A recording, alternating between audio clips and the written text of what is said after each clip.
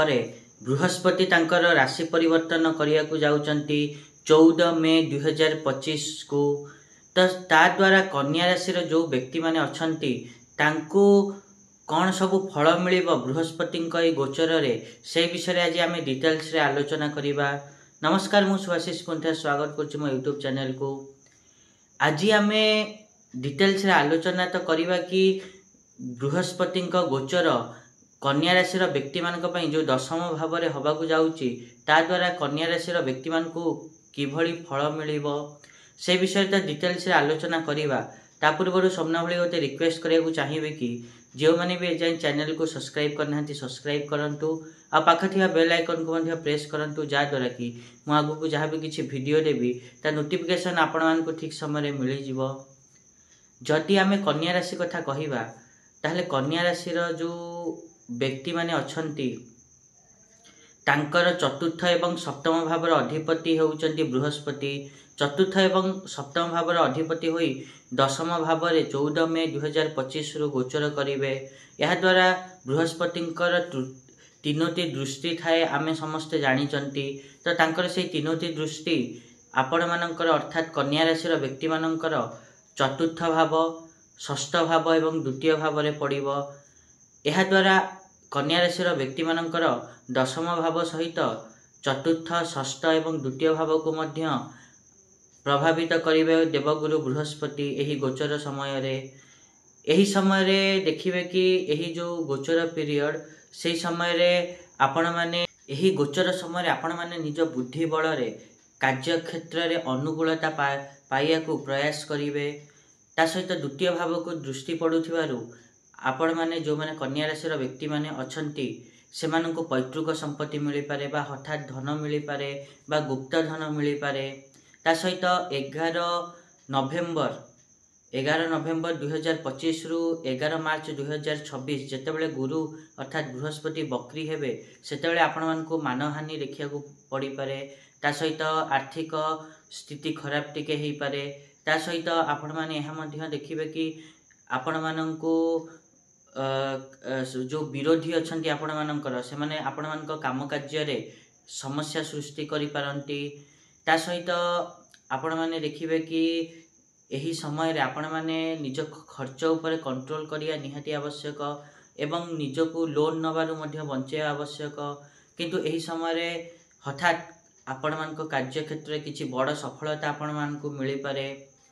ता सहित 12 जून रु नहीं कि 5 जुलाई जाए जितेबले गुरु अर्थात बृहस्पति अस्त हेबे सेतेबले आपण मानकु निज स्वास्थ्य प्रति विशेष ध्यान रखिया को पड़िबो। आपण मानकु किछि रोग हेई पारे। एही जो बकरी समय अर्थात 11 नवेम्बर रु नहीं कि 11 नवेम्बर 2025 रु नहीं कि 11 मार्च 2026 एही समय आपण माने व्यवसाय पई कोनोसी लंबा यात्रा करि पारंती। ता सहित आपण माने निज काम को लेकिन किसी महत्वपूर्ण कथा किसी महत्वपूर्ण लोकों सहित आलोचना करि पारंती केमिते काम आगु को बढ़िबो। तापरे 5 जुलाई पर आपण मान को एही समय रे बड़ पुरस्कार बा बड़ पद मिली पारे। ता सहित आपण मान को निज परिश्रम रो पूरा फल मिलिबो। ता सहित आपण मान जो व्यवसाय करचंती से व्यवसाय रे वृद्धि हबो। जो माने चाकरी करचंती तांको चाकरी रे उन्नति हबो, पैसा बढ़िबो अर्थात सैलरी इंक्रीमेंट हबो। ता सहित जदि चाकरी स्विच करिया को चाहउचंती अलग चाकरी करिया को चाहउचंती ताहले मध्य समय सपक्ष रे समय आपण मानक सपक्ष रे रहिबो। जो माने डाटा साइंटिस्ट अछंती, एस्ट्रोलॉजर अछंती बा जो माने अनुसंधानकारी अछंती तांको पई मध्य समय भल रहिची। मु जेमते पूर्वरु कहिले कि आपण मानक एही समय पैतृक संपत्ति, गुप्त धन हठात धन मिली पारे। एवं आपण मानकर जेतेबेले गुरु अष्ट हेबे अर्थात 12 जून रु नहीं कि 5 जुलाई सेतेबेले आपण माने निज को लोन नबारु बंचांतु नहिले जदि निज खर्च ऊपर भी कंट्रोल करंतु नहिले आपण मानक आर्थिक स्थिति बहुत खराब हो जाई पारे। से जिंस प्रति आपण माने टिके ध्यान देबे। तापरे नेक्स्ट कथा लगी 11 नवेम्बर 2025 रु नहीं कि 11 मार्च 2026 जाए जेतेबेले बृहस्पति बक्री हेबे सेतेबेले आपण माने एही समय रे जुआ आउ जुआ आउ ट्रेडिंग रु निजको टिके बंचेकी रखिले भल रहिबो। 11 नवेम्बर 2025 रु नेकी 11 मार्च 2026 जाए ता सहित कोनोसी लाभ पई आपण मानको अधिक समय अपेक्षा करिया को पड़ी पारे, लंबा समय। ता सहित एही गुरु बकरी समय आपण मानकर आर्थिक अवस्था विशेष खराब हेई पारे। किंतु 14 मे परे 2025 पर आपण मानको वैवाहिक जीवन सुखरे कटिबो। ता सहित संतान मध्य जन्म हेई पारे। किंतु ता सहित एहा मध्य देखिबे कि आपण मानकर जो आत्मविश्वास अछि से आत्मविश्वास मध्य बढ़िबो। 11 नवेम्बर 2025 रु नेकी 11 मार्च 2026 जेतेबेले गुरु बकरी हेबे सेतेबेले किंतु आपण मानको वैवाहिक जीवन रे समस्या आसीबो। ता सहित आपण मानको मानसिक शांति मध्य खराब हेई पारे। किंतु आपण माने देखिबे कि 14 मे परे आपण माने जो माने विवाह करिया को चाहुचंती, प्रेम विवाह तांकर सफल हेई पारे। जो माने प्रेमी अछंती बा भल पाउचंती तांको भितरे परस्परंक भितरे ताळमेळ भल रहिबो। ता सहित विवाह जाय मध्य कथा जीवो। एवं गुरुंकर अर्थात बृहस्पतिंकर दृष्टि चतुर्थ भाव रे पडुथिबारु परिवार रे सुखर वातावरण रहिबो, शांति रहिबो। आपण माने धर्म आध्यात्मिकता रे अधिक उन्नति करि परिबे। संतान थारु सुख सहयोग मिलिबो। भाई भौणी सहित संपर्क मधुर रहिबो। आपण माने निज शिक्षा को व्यवसाय रे मध्य लगेई परिबे।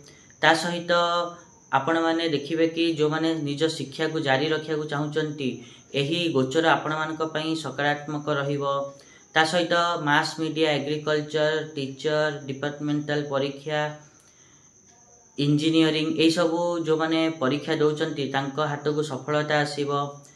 ता सहित 11 नवेम्बर रु नेकी 11 नवेम्बर 2025 रु नेकी 11 मार्च 2026 जाए जेतेबेले बृहस्पति बकरी हेबे सेतेबेले आपण मानक शिक्षा रे बाधा सृष्टि हेई पारे। घरर दायित्व एवं जीवनर अनिश्चितता को नेकी ता सहित शिक्षा रे उत्थान पतन देकी गति करिवे। एवं किंतु आपण माने देखिबे कि आपण मानक जो माता अछंती बा माँ अछंती तांको स्वास्थ्य रे सुधार आसीबो। से माँ को समस्या को सामना करिया को शक्ति मध्य मिलिबो। एवं बृहस्पतिंकर दृष्टि नवम भाव रे पडुथिबारु आपण मानकर पेट रे समस्या देखा देई पारे। ता प्रति आपण माने टिके सतर्क रहिबे। एतो थिला कन्या राशि रो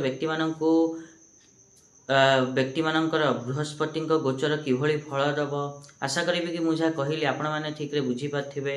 आ जदि वीडियो भल लागिछि ताहले निहात रूपे वीडियो को लाइक करंतु, शेयर करंतु। आ चैनल को सब्सक्राइब करिया पे तो जमाई भूलंतुनी। आज पई टिके देखाबा नेक्स्ट वीडियो रे। रहुछि नमस्कार।